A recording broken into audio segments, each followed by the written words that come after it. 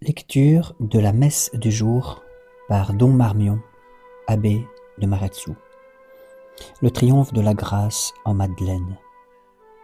Nous lisons dans l'évangile du jour que des femmes suivaient Jésus dans ses courses apostoliques pour subvenir à ses besoins et à ceux des disciples. Parmi toutes ces femmes dont le dévouement était infatigable, qui le Christ a-t-il le plus signalé? Madeleine, Marie de Magdala.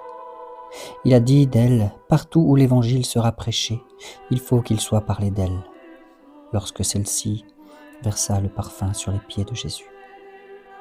Il a voulu que l'écrivain sacré, l'évangéliste, ne cachât rien des dérèglements de la pécheresse.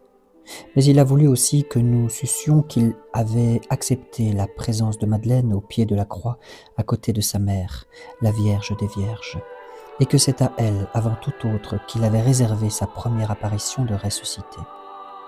Pourquoi tant de condescendance? In laudem gloriae gratiae suae. C'est pour exalter aux yeux de tous la gloire triomphante de sa grâce.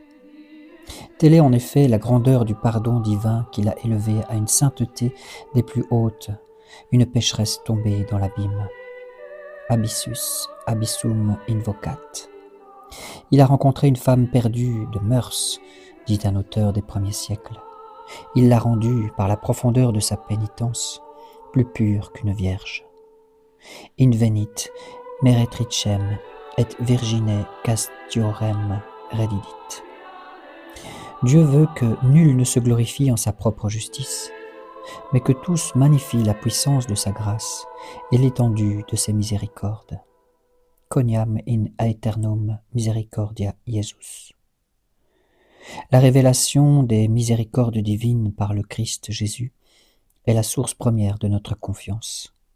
Souvenons-nous que le Christ a dit lui-même « Je ne suis pas venu appeler les justes, mais les pécheurs ». Nos misères, nos fautes, nos péchés, nous les connaissons assez. Mais ce que nous ne savons pas, âme de peu de foi, c'est le prix du sang de Jésus et la vertu de sa grâce.